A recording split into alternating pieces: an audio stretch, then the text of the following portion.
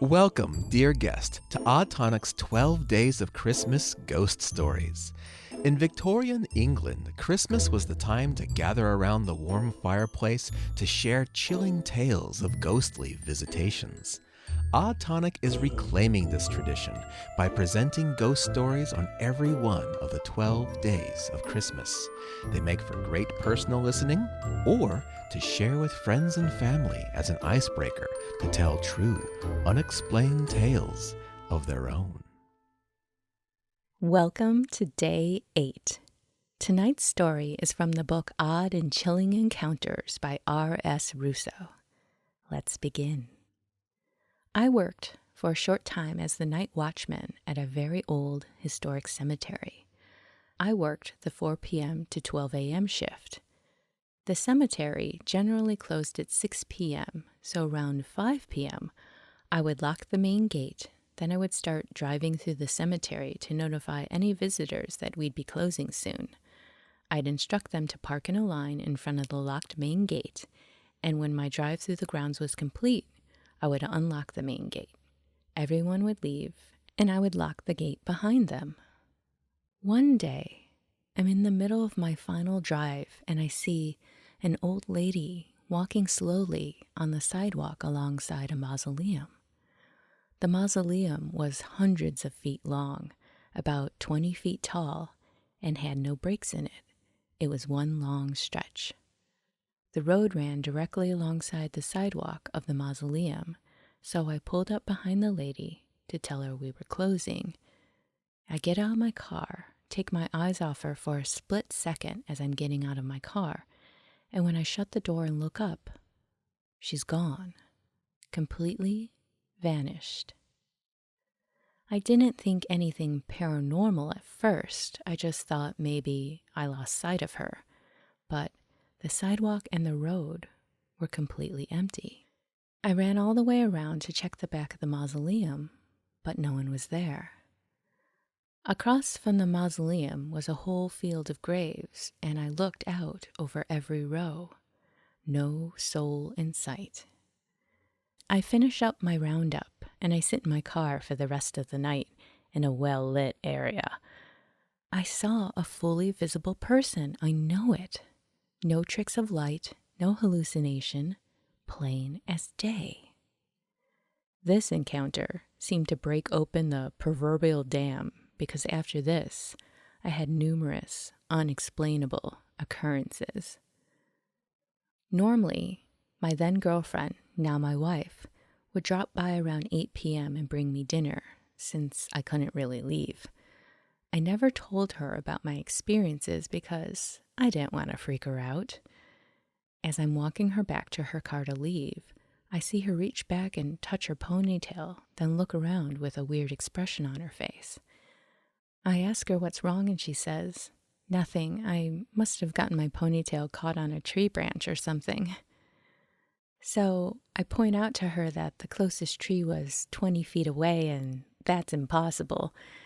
Then she gets real pale and says it felt like someone ran their hand through her hair, front to back, and then pulled on her ponytail. We were both pretty freaked out and she left. She never came back and brought me dinner again. I was originally hired because the cemetery had a period of time where they experienced some grave robbers and people breaking in to perform satanic rituals. I was 21 at the time, doing this as a side job, with no gun, no weapons, or anything like that. I was given a barcode scanner and was told to drive through the entire cemetery every hour or so to patrol and to scan each of the pre-posted barcodes to prove I was actually doing it. The cemetery was massive, pretty much broken into 3 parts, the newer part, the historic part, and the famous part where celebrities and other famous people were buried. I did this routine once and never did it again, going so far as to break the barcode scanner so I wouldn't have to do it. While I was driving, it was pitch black. Coming around a long curved road, my headlights picked up on what I could have sworn were a pair of legs walking across the path, but only up to the knee. Shoes, pants, knees, then absolutely nothing. I stopped dead in the road and just watched this pair of legs with no body cross the road 10 feet in front of me. I put the car in reverse, did what felt like the longest turn of my life, and rushed straight back to the parking lot. Other things were lesser experiences, just hearing strange noises and seeing floating lights in the cemetery after I know for sure everyone was gone. Sometimes I'd hear weird animal sounds that I couldn't recognize too. The guy who worked the day shift there, which was 8 a.m. to 4 p.m., was a grimy dude. I'll call him Bart. Part of our jobs was to go around the cemetery and check the graves for personal effects left by family members and remove them. Many people left things like toys for children who had passed away, birthday cards, mementos, etc. I personally hated this policy and refused to enforce it. Who was I to take a dead child's toy fire engine and throw it away? But Bart had a habit of scouring the cemetery for things he deemed valuable and taking them home, instead of throwing them away or bringing them to the office to be picked up by the family. In the short time I worked there, Bart's mental state deteriorated. He started spending hours there, even after his shift was over, walking around the cemetery and drinking heavily. He seemed detached and even more out there than when I first met him. Eventually, when I didn't see him for a week or so, I asked about him, and my boss said he had just never called in or showed up and was never heard from again. I often wondered if he developed some type of attachment from bringing so many objects home he shouldn't have.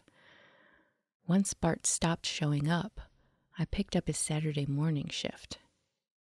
It was a quiet day, so I pulled my car around the back of the old chapel to take a nap. The chapel was surrounded by 12-foot-high hedges, so I figured it was a good spot to park for an hour and shut my eyes. I fell asleep and wake up to see my car surrounded by dead people. So real, so vivid, so much detail. They were all pressed up against the glass and windshield.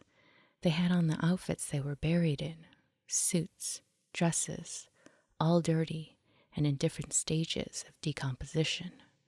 No one spoke. No one moved. They all just stared like I was some zoo exhibit.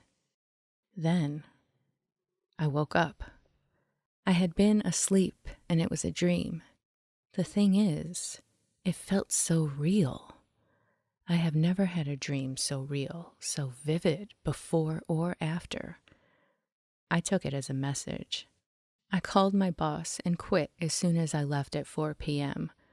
I go back to that cemetery from time to time because I have 3 grandparents and an aunt buried there. I never linger too long, though, and always make sure I'm out long before it gets dark. Has anything like this ever happened to you? Everyone, it seems, has a story. If you're listening as a group, share it now. Or send it to Odd Tonic. We'd love to hear it. You can reach us at the parlor at oddtonicsociety.com. Until then, join us again tomorrow for another thrilling true tale on Odd Tonic's 12 Days of Christmas Ghost Stories. Be sure to subscribe on your favorite podcast app or on YouTube for future Odd Tonic episodes of weird history, strange science, and the paranormal. Good night.